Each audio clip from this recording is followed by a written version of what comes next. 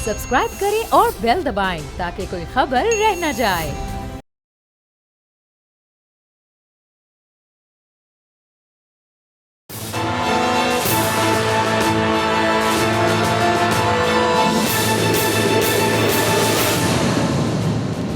बिस्मिल्लाहिर्रहमानिर्रहीम, अस्सलाम वालेकुम। मैं आपका मेज़बान समी इब्राहिम। आप देख रहे हैं प्रोग्राम तजिया। में साथ हैं हमारे सुप्रीम कोर्ट के सीनियर कॉरेस्पोंडेंट जनाब जुल्करनैन इकबाल, और फ़ॉरेन ऑफिस को कवर करते हैं हमारे रिपोर्टर जनाब अनवर अब्बास, और इसी तरह अटक में हमारे नुमाइंदे हैं जनाब हाफिज़ खलील अहमद, वो भी हमारे साथ हैं।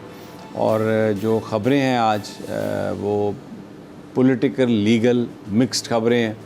अटक जेल के अंदर जो कुछ हुआ, अदालत, उसके हवाले से भी बात करेंगे। सुप्रीम कोर्ट ऑफ पाकिस्तान में नैब कवानीन के हवाले से जो समाअत है वो आज जारी रही, और कल भी उसकी अब समाअत होगी। कल एक और इम्पॉर्टेंट केस है, रिव्यू पटिशन इलेक्शन कमीशन की पंजाब और केपी में इलेक्शंस के हवाले से। और इसी बीचों बीच खबर आई कि प्रिंस मोहम्मद बिन सलमान सऊदी अरब के जो वली अहद हैं और वज़ीर आज़म हैं, वो पाकिस्तान आ रहे हैं।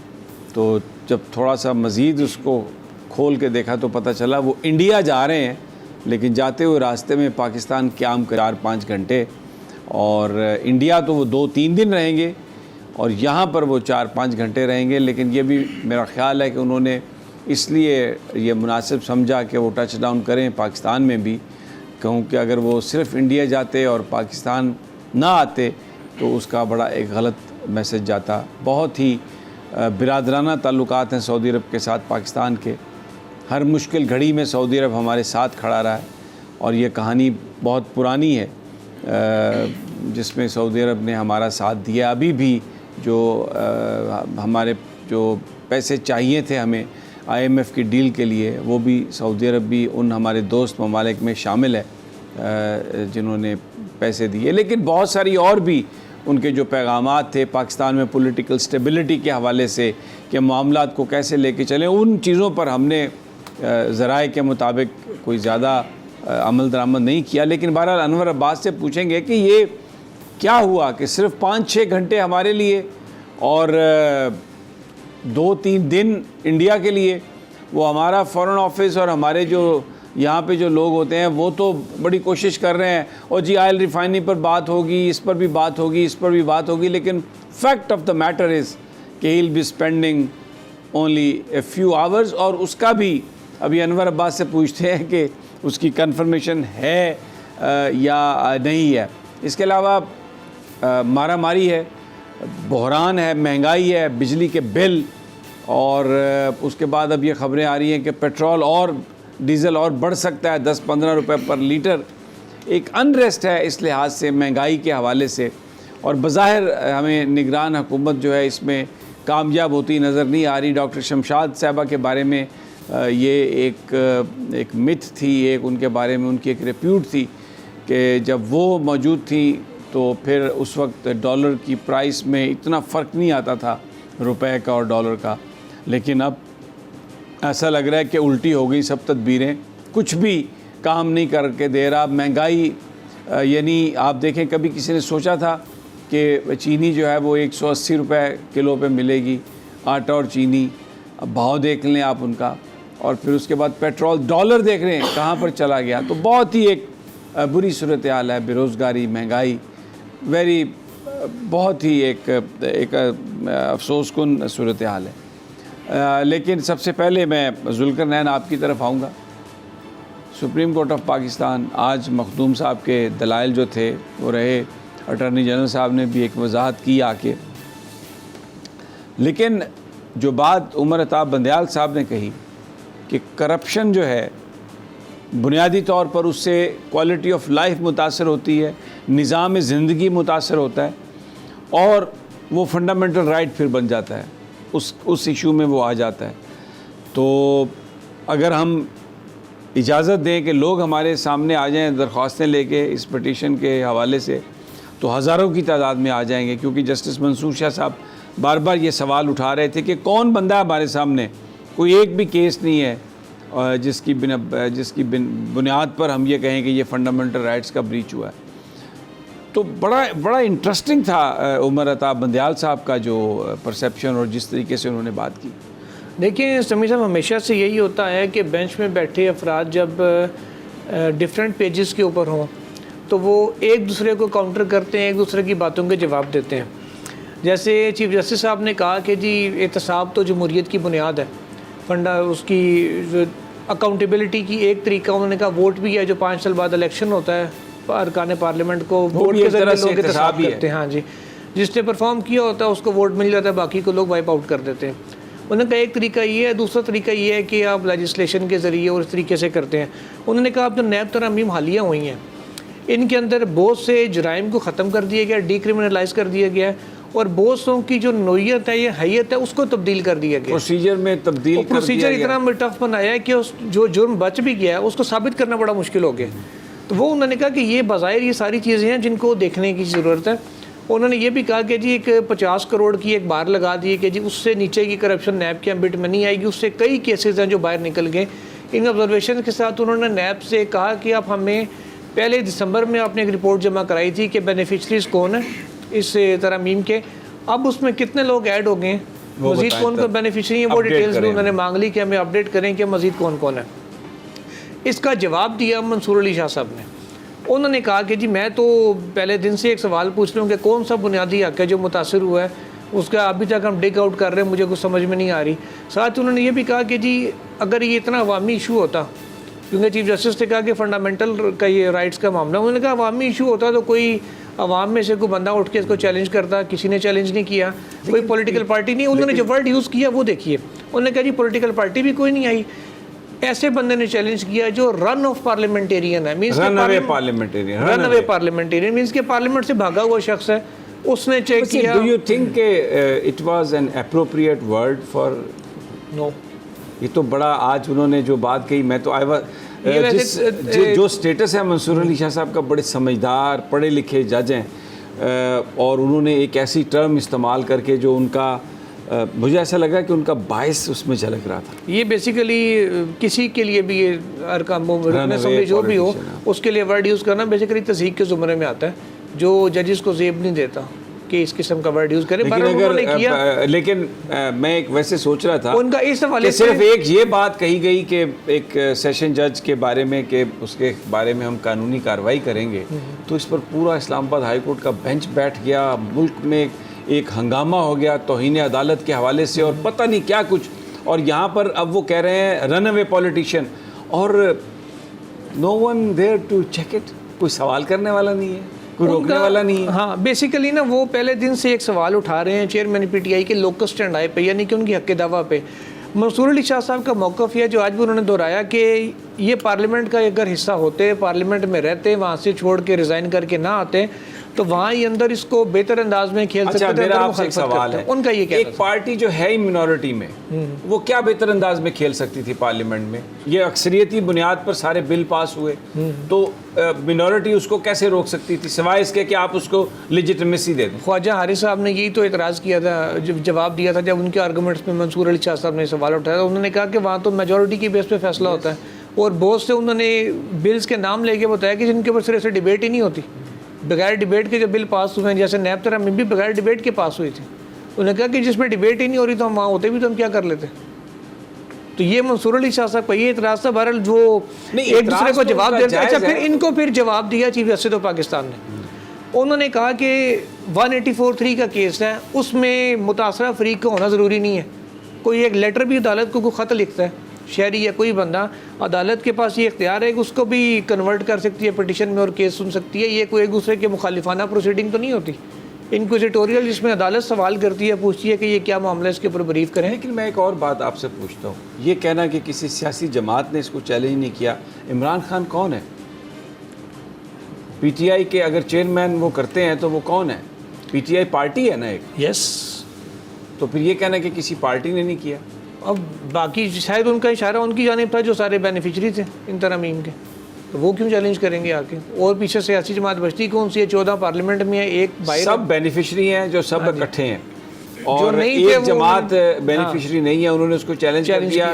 लेकिन अभी वो कह रहे हैं कि मुझे तो समझ नहीं आती कि किसी सियासी जमात ने इसको चैलेंज नहीं किया। वो शायद उन्हें सियासतदान नहीं शायद वो मानते, उनकी सियासी क्योंकि जो मानते हैं। पटिशन है वो उनकी अपनी पर्सनल कैपेसिटी में है, लेकिन यहाँ पर मुस्लिम लीग नून, नवाज शरीफ मुस्लिम लीग नून का नाम है, बिलावल भुट्टो जो है वो पीपल्स पार्टी नहीं, का नाम है। उसमें पिटिशन में मेंशन है, उनका नाम लिखा हुआ है और आगे डेजिग्नेशन लिखा हुआ है चेयरमैन पीटीआई। हाँ, तो फिर इसका मतलब बतौर और पिटिशन स्टार्ट यहाँ से हो रही है, the petitioner is chairman of one of the largest political parties, उन्होंने ड्राफ्ट में ये लिखा हुआ है। तो मैं क्योंकि कमरा अदालत में मौजूद था और जब ये बार बार ये बात हो रही थी तो मुझे ये समझ नहीं आ रही थी कि कैसे ये अखज़ कर लिया गया कि किसी सियासी जमात ने चैलेंज नहीं किया। लेकिन बहरहाल वेरी इंटरेस्टिंग।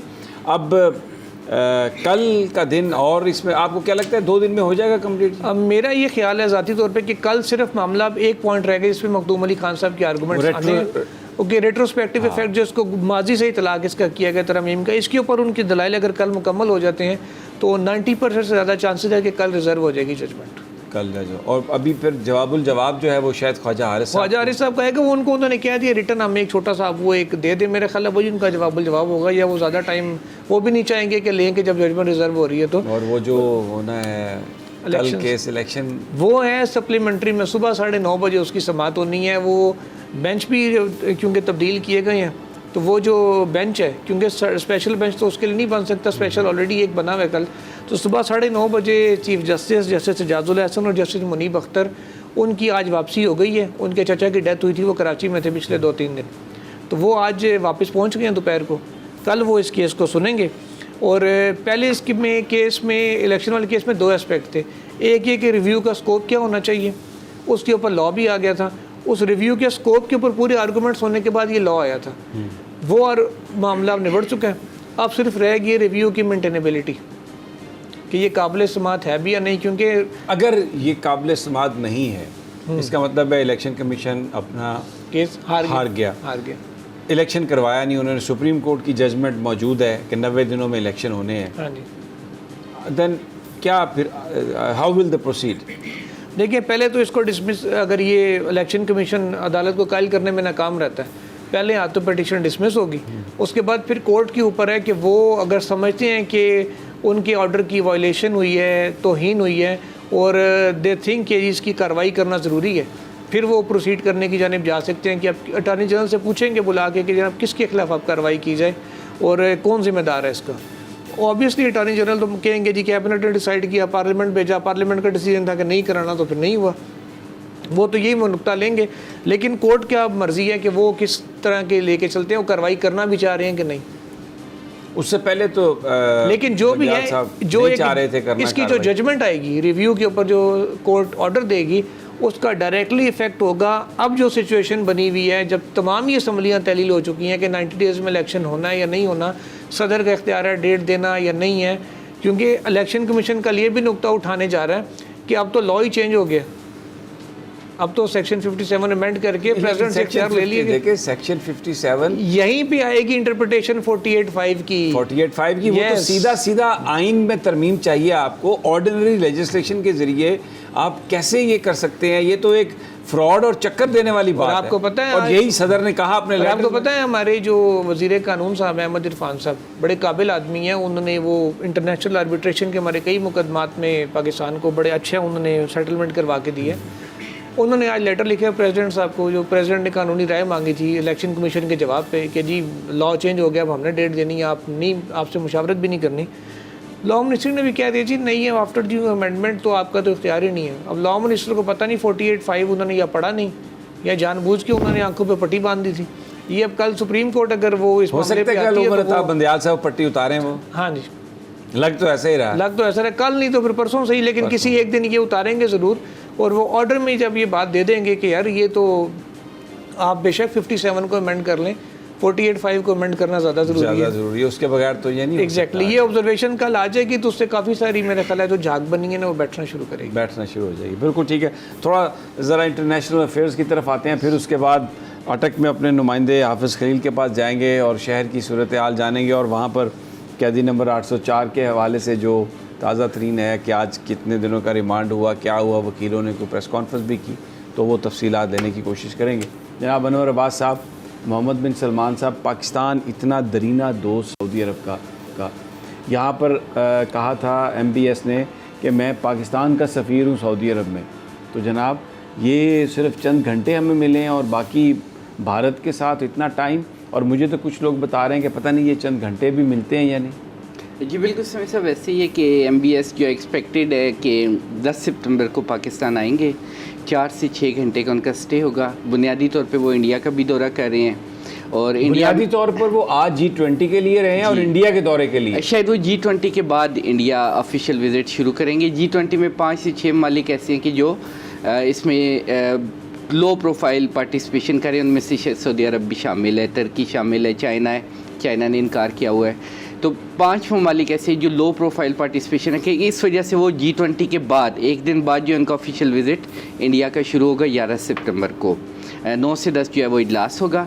अब बुनियादी तौर पे हमें एक चीज़ देखनी होगी कि इंडिया के साथ हमारा कंपैरिजन के एक इकनॉमिकली इंडिया कहाँ स्टैंड करता है और हम कहाँ स्टैंड करते हैं। एक बेसिक रीज़न तो ये है। सेकेंडली हमें ये देखना है कि इस वक्त यहाँ पे एक निगरान सेटअप है। इंडिया में एक फुल फ्लेज गवर्नमेंट है, एक प्रॉपर उनका एक सिस्टम इन रनिंग कंडीशन में है। यहाँ पे कैओस है इस वक्त पाकिस्तान में, थोड़ी अनसर्टेनिटी की फ़ज़ा है, इलेक्शन के हवाले से मुख्तलिफ़ चीज़ें चल रही हैं। तो एक जो स्टेचर है MBS का एक निगरान वज़ीर आज़म के साथ शायद वो इतना कंपेटेबल नहीं है कि वो इस वजह से ये भी रूमर्स इट्स वेरी लाइकली कि वो जी शायद, हाँ जी बिल्कुल एग्जैक्टली, और अभी एक्चुअली मैटर भी वही कर रहे हैं, ताकत भी सारा, इख्तियार भी सारा, पावर कॉरिडोर भी उन्हीं के पास है। तो वो ज़्यादा चांस ये कि वो आएंगे तो मुसल्लह फ़ौज के सरबराह से उनकी इम्पॉर्टेंट मुलाकातें होंगी। जो केयर टेकर सेटअप है शायद ये भी हो सकता है, कैंसलेशन के हवाले से भी मामला चल रहे हैं अभी, at the 11th our cancel भी हो सकता है। लेकिन जो आपका मतलब है कि उनका G20 में आना कैंसिल हो सकता है या पाकिस्तान फिर वो सीधे इंडिया जाएंगे? जी फिर लेकिन वो मुझे लगता है कि उन्होंने बीच में ये रखी है विंडो पाकिस्तान के, इसलिए कि अगर वो इधर आएँ और पाकिस्तान ना आए और सीधा इंडिया जाएँ तो it will send a very wrong message. बिल्कुल। एंड सेकेंडली चूँकि वो डिस्प्यूटेड एरिया में इनका टूरिज़म का इजलास हुआ था G20 का मकबूजा कश्मीर में, उस वजह से 5-6 ममालिक नहीं आए थे। तो वो पाकिस्तान के लिए एक सॉफ्ट मैसेज जो है वो पाकिस्तान को कन्वे करना चाह रहे कि हम G20 में नहीं जा रहे, एक दिन बाद ऑफिशियल विज़िट शुरू करेंगे इंडिया का। ये एक जेस्चर, एक पॉजिटिव जेस्चर MBS की तरफ से पाकिस्तान के लिए है। लेकिन इसमें हमें लेटली अगर हम देखें तो सऊदी अरब ने पैसे भी दिए जब IMF के साथ हमारी डील हो गई, फिर उसके बाद साबिक वज़ीर आज़म नवाज़ शरीफ साहब गए सऊदी अरब, 1-2 हफ्ते बैठे रहे, उनकी मुलाकात नहीं हुई। शहबाज शरीफ साहब भी नहीं गए, वो चाह रहे थे रिपोर्टेडली नवाज़ साहब के जो निगरान सेटअप है उसमें कुछ अपनी मर्ज़ी कर लें, कुछ अपनी गारंटीज़। उसके बाद फिर वो चले गए, लंदन चले गए और वापस नहीं आए। अब सितंबर में आना है, अब कह रहे हैं अक्टूबर में आना है, और बहुत सारे लोग कहते हैं शायद ना भी बीमार हो जाएं। खुशीशा साहब ने कहा कि आपको पता नहीं, बीमार हो सकते हैं, बड़ी तबीयत ऐसी है उनकी कि अचानक कभी किसी वक्त बीमार हो जाते हैं। जैसे कराची में शेर निकल आया, इस तरह मियाँ साहब भी अचानक बीमार हो सकते हैं। इस तरह की बातें करते रहे। लेकिन कुछ हमें ताल्लुकात जो हैं सऊदी अरब और पाकिस्तान के, कुछ हमें लग रहा है कि कुछ कोल्डनेस है, कुछ थोड़ा सर्द महरी का शिकार है। एक्चुअली प्रॉब्लम वही है कि जब निगरान सेटअप है तो उसकी वो वर्ड्स नहीं जो एक रेगुलर सेटअप की होती है।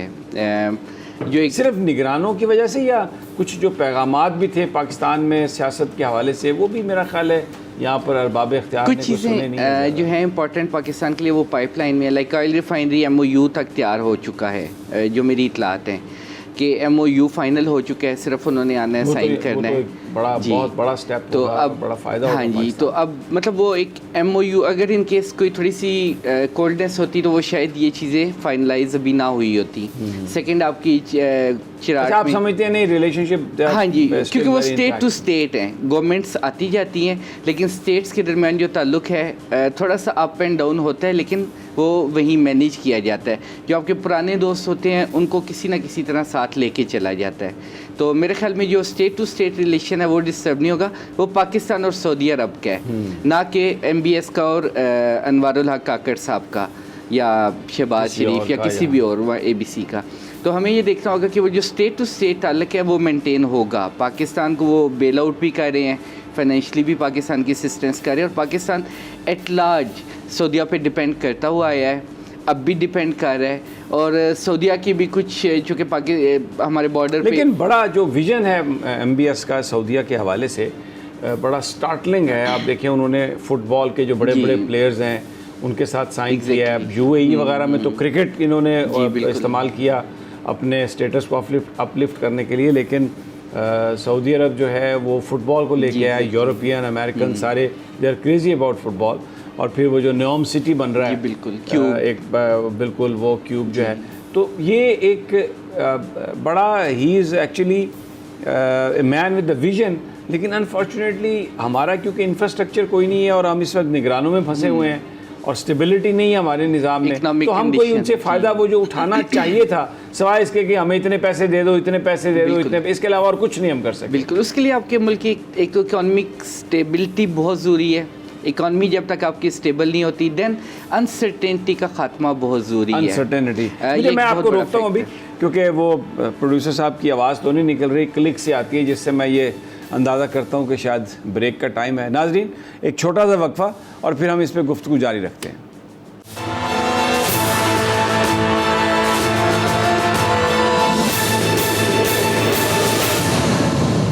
वेलकम बैक नाजरीन, हम बात कर रहे हैं इस वक्त अदालती मामलात की भी और MBS का जो दौरा है उसके हवाले से भी क्या सराहियाँ हो रही हैं।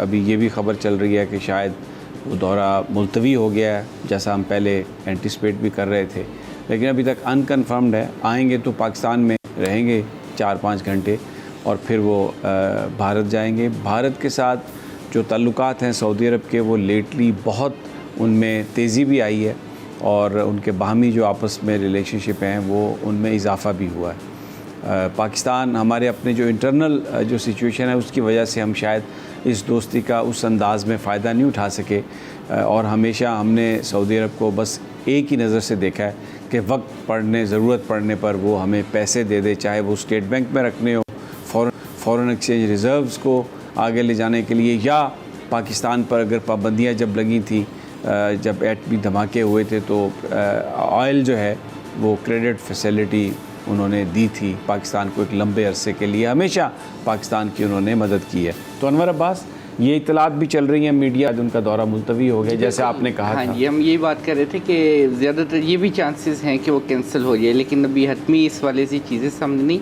लेकिन अगेन कि हम इसको अगर उसमें देखें तो ये तकरीबन 60% चांसेस ये कि ये कैंसिल हो सकता है ये विज़िट, क्योंकि वो बात वही स्टेचर की आ जाती कि एक निगरान गवर्नमेंट, निगरान प्राइम मिनिस्टर है और दूसरी तरफ एक MBS है जो कि अमेरिकन भी जिससे टाइम लेके मिलते हैं, तो वो बात स्टेचर की आ जाती है कि जब तक आपके पास रेगुलर गवर्नमेंट नहीं, रेगुलर प्राइम मिनिस्टर नहीं, तो वो हो सकता है कि वो शायद ये दौरा ना करें।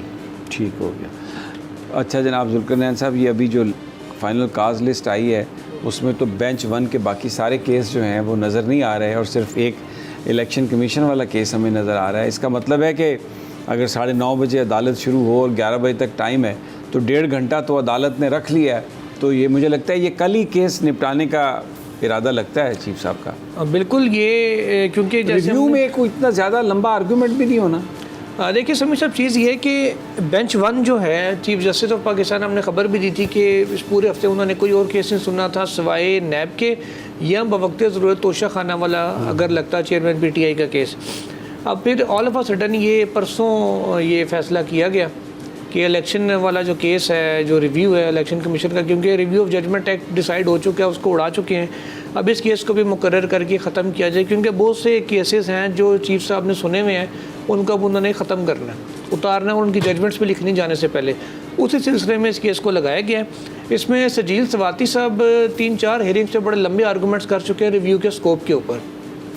इसी दौरान रिव्यू ऑफ जजमेंट एक्ट आ गया था, एक्ट अब ख़त्म हो चुका है, स्कोप के ऊपर आर्गूमेंट्स उनके पूरे हैं। अब सिर्फ बात उनकी मेंटेनेबिलिटी पे कि इलेक्शन कमीशन, जिसका पहले ये स्टांस था सुप्रीम कोर्ट में कि हमें फ़ंड और सिक्योरिटी दे दें, इलेक्शन कराने के लिए तैयार हैं, अब वो किस तरह कह सकता है कि डेट देने का इख्तियार इसका है, इसका नहीं है, अदालत का ये इख्तियार नहीं था, ये हमारा हो गया। लेकिन ये जो डेट देने का जो इख्तियार है कि अब सदर के पास नहीं है, ये तो जो इलेक्शन एक्ट 57 उसकी जो सेक्शन है, ये तब्दीली तो सरकार ने की है, इलेक्शन कमीशन तो नहीं की है तब्दीली। इलेक्शन कमीशन के कहने पे ये तब्दीली हुई है और इलेक्शन कमीशन ने ऑफिशियली कहा था पार्लियामान को कि ये इख्तियार हमें दें, क्योंकि हमने करवाना होता है 218(3) के तहत, तो ये हम ही डिसाइड करने के एल होने चाहिए कि कब कराना है। अब ये जो लेकिन एक चीज़ मैं ज़रूर इस पे ऐड करूँगा अनवर भाई की बात को आगे लेके कि क्योंकि केयर टेकर सेटअप है, MBS भी विजिट नहीं शायद इस वजह से उनका मनसूख हो जाए, तो कुल मिला के बाद इतनी इलेक्शन करवाने पड़ेंगे।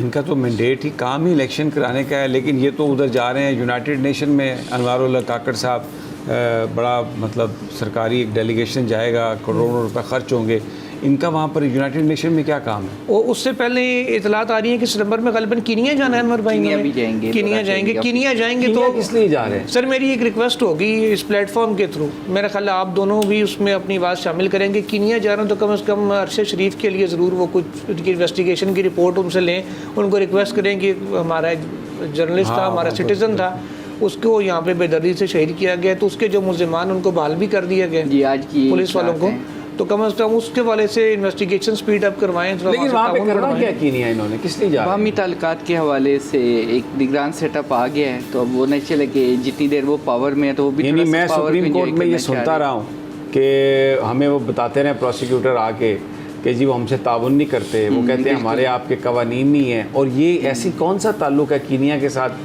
कि ये वहाँ पे दौरा करने के लिए जा रहे हैं? बस एक पावर बेसिकली तो यानी निगरान गवर्नमेंट का जो मैंडेट है वो इलेक्शन कराने का है, और उसी के लिहाज से अच्छा फिर उसके बाद आप देखें जो सबसे बड़ी अगर किसी चीज़ पर फोकस करना है तो वो पाकिस्तान में इस वक्त बिजली के बिल हैं, इस वक्त महंगाई है। वो कह रहे हैं कि 2-3 दिन इन्होंने लॉलीपॉप दिया है, कौम को पीछे लगाए रखा कि रिलीफ दे रहे हैं अब कि जी वो IMF से बात करना पड़ेगी, उसके बगैर तो हम कर कुछ नहीं सकते।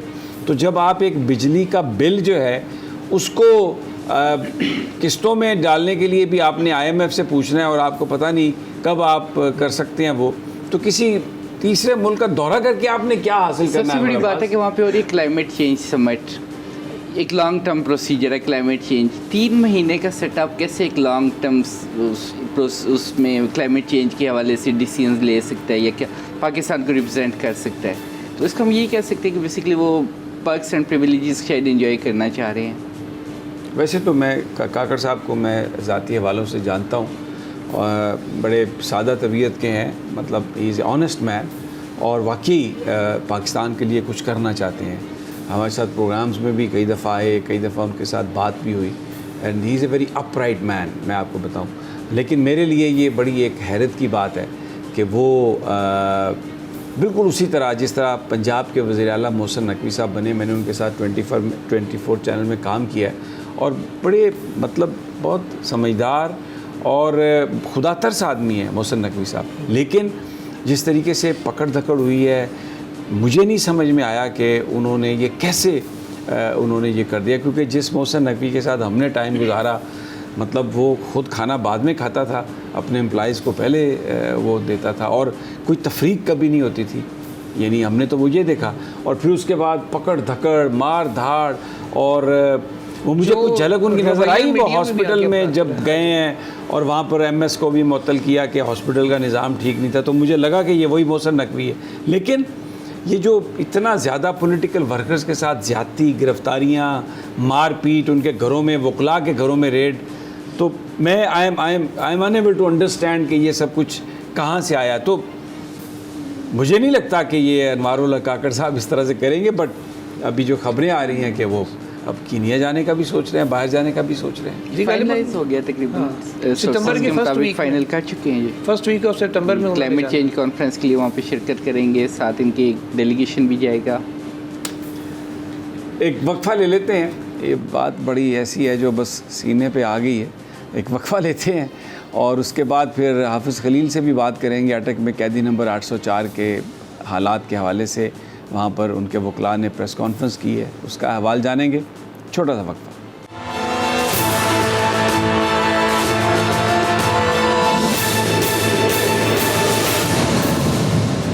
Welcome back. पाकिस्तान के जो मुख्तलिफ इशूज़ हैं उन पर बात कर रहे हैं, और इसी बीच में ख़बर ये आई है कि अमानुल्लाह कनरानी साहब जो सुप्रीम कोर्ट बार के सदर भी रहे हैं, उनको बलूचिस्तान में निगरान वज़ीर कानून बना दिया गया। और एक और जो उन्होंने एज़ाज़ हासिल किया पिछले दिनों वो ये था कि 2 सुप्रीम कोर्ट के जो जजेज़ हैं, हसन अज़हर रिज़वी साहब और मज़ाहिर अली नकवी साहब, उन दोनों के वो उनके साथ एक्सचेंज ऑफ हार्ट वर्ड्स हुई और बहुत ही सीन क्रिएट हुआ। उन्होंने मज़ाहिर अली नकवी साहब से ये कहा था कि आप उन जजेज़ में शामिल थे जिन्होंने सीजे को नोट लिखा कि पंजाब में जो इलेक्शंस हैं उसके हवाले से सुओ मोटो लेना चाहिए, और हसन अज़हर रिजवी साहब पर ये इल्ज़ाम लगा दिया कि आपके ख़िलाफ़ तो सिंध में मुकदमात चल रहे हैं। बाद में माफ़ी मांगी उन्होंने और हाथ जोड़ के माफ़ी मांगी, लेकिन बहरहाल हमारे दोस्त हैं, अल्लाह उन्हें वजारत मुबारक करे। लेकिन अभी उन्होंने 2 हफ़्ते पहले ही ख़ास ये जो बदतमीज़ी हुई और ये सारा एक्सचेंज ऑफ हार्ट वर्ड्स हुई, ये जो बलूचिस्तान में वकील साहब का कत्ल हुआ उस केस के हवाले से जिसमें PTI चेयरमैन पर इल्ज़ाम था, तो ये अभी मैं देख रहा था, ख़बर चल रही थी, अमानुल्लाह कनरानी साहब जो हैं वो सूबाई वज़ीर कानून बन गए। तो सुप्रीम कोर्ट के जजेस को बुरा भला कहने वाले जो हैं उनको वजारत में ले लिया गया। बहरहाल अल्लाह उन्हें मुबारक करे। और वकला उनके क्या कह रहे हैं, मैं हाफिज़ खलील अहमद से ज़रा एक अपडेट ले लूँ। अटक में वो हमारे नुमाइंदे अब खड़े हैं हमारे साथ। हाफिज़ साहब अस्सलाम वालेकुम। वालेकुम सलाम जी। हाफिज़ साहब ये बयान फरमाइए चेयरमैन PTI से मुलाकात के बाद आज उनके वकला ने, क्योंकि आज 14 दिन का जुडिशल रिमांड भी हुआ उनका, तो वहाँ पे प्रेस कॉन्फ्रेंस की, आप मौजूद थे उस प्रेस कॉन्फ्रेंस में, ख़ास क्या बात थी? जी आज मुलाकात के बाद जो PTI के चेयरमैन, जो उनकी लीगल टीम थी जिसमें सुलेमान सफ्तर, नईम हैदर पंजोठा और अली भुट्टो और इंतजार पंजोठा के अलावा दीगर जो अरकान शामिल थे, उन्होंने बाहर आकर मीडिया से जो बातचीत की है, जिसमें सुलेमान सफ्तर ने मीडिया से जो है टॉक करते हुए उनका ये कहना था कि रात अचानक जो है 9 बजे वजारत दाखिला की जानिब से ये अनाउंस किया गया है कि कल इस्लामाबाद की खसूसी जो जुडिशनल कॉम्प्लेक्स है वहाँ अदालत में, वहाँ उसकी बजाय अटक जेल में ये ट्रायल होगा साइफर केस के हवाले से, जो कि वहाँ का जो एनवायरनमेंट माहौल है वो भी बहुत अच्छा है। लेकिन ये हमारी समझ से बाहर है कि ये इस तरह के आर्डर क्यों किए गए। जबकि सिक्योरिटी की अगर बात की जाए तो उनका कहना था कि किसी भी शख्स की अपनी सिक्योरिटी के लिए जेल ट्रायल नहीं किया जाता, ये जेल ट्रायल करना बिल्कुल गैर आईनी है और इसको हमने चैलेंज कर दिया है। और ये कार्रवाई जो है अब जेल में नहीं की जा सकती, ये प्रोसीडिंग जेल में नहीं होनी चाहिए। 2 तारीख पर इस पर हमने FIA को नोटिस जारी कर दिए हैं और इस पर बाकायदा 2 तारीख को बहस भी होगी। और इस किस्म के जो जेल ट्रायल होते हैं वो इंतहाई जो खतरनाक मुजरिम होते हैं वो उनके लिए किए जाते हैं। और मैं ये आपको बताता चलूं कि हमारे जो जरा है उनके मुताबिक अटक जेल की 119 साल तारीख में पहली मरतबा ऐसा हुआ है कि अटक जेल के अंदर जो है अदालत को कायम किया गया है। जबकि लीगल टीम के जो सुलेमान सफ्तर हैं उनने मीडिया टॉक करते हुए उन्होंने ये इंकशाफ किया है। उन्होंने कहा कि चेयरमैन PTI को आज से 15 दिन कबल, जो कि उनकी कानूनी टीम के इल्म में भी नहीं था, उनको साइफर जो है केस के अंदर गिरफ्तार किया जा चुका और चेयरमैन को खुद भी ये बात मालूम नहीं थी कि वो किस केस में गिरफ्तार उनको किया गया है। और उनका मजीद ये कहना था कि 15 अगस्त से लेकर आज 30 अगस्त तक सिर्फ 2 बार FIA की टीम जो है वो आई है और चेयरमैन से बड़ी मुख्तसर मुलाकात करके वापस चली गई है। और उनका मजीद ये कहना था कि ये बड़ी अजीब और ख़तरनाक बात है और ये इंकशाफ उन्होंने किया प्रेस कॉन्फ्रेंस जो है मीडिया टॉक के दौरान के 16 अगस्त को FIA वालों ने वहाँ पे जो है चेयरमैन PTI की गैर मौजूदगी में उनके जिस्मानी रिमांड जो है वो उनसे मांगा गया है। और फिर उनका ये कहना था कि हमने जमानत बाद गिरफ्तारी वो भी दरख्वास्त दायर कर दी है, जेल ट्रायल के खिलाफ भी हमने जो है अपील दायर कर दी है और इस पर बाकायदा 2 सितंबर को वो इस पर बहस भी होगी। ठीक है, बहुत शुक्रिया खलील साहब। अब वक्त बहुत कम है, योर कमेंट्स करना है। देखिए FIA ने तो मुलजिम की अदम मौजूदगी में मांगा ही रिमांड, तो मैं समझता हूँ कि जज साहब को भी देखना चाहिए था कि आर्टिकल 9 और आर्टिकल 10 बड़ा वाज़ेह है जिसमें लिखा है कि द डिटेनी और या अरेस्ट जिसको किया जाए एक्यूज को ही shall be produce before the magistrate, तो उसमें शेल का वर्ड है कि हर सूरत पेश करना होता है। तो इसको क्यों ओवरलुक किया गया? मेरा ख्याल है इस डिटेंशन ऑर्डर को गई अगर चैलेंज कर दिया जाए हाई कोर्ट में तो ये वहीं से डिटेंशन ही सारी जो है ना इलीगल अनवर अब्बास, आपके पास क्या ताज़ा तरीन है जाने से पहले? क्या दौरे के बारे में क्या कोई व्हाट्सएप पे आई कोई खबर? जी वही कैंसलेशन के हवाले से आ रही है। बहरहाल नाज़रीन, ये था आज का तज्जिया और इंशाल्लाह कल फिर एक इलेक्शन कमीशन रिव्यू पिटीशन है, दूसरा भी केस है, गर्मा गर्म हैपनिंग है। तो कल फिर आपके पास हाज़िर होंगे मज़ीद ताज़ा ख़बरों और तज्जियों के साथ। इजाज़त दीजिए, अल्लाह ने के बाद।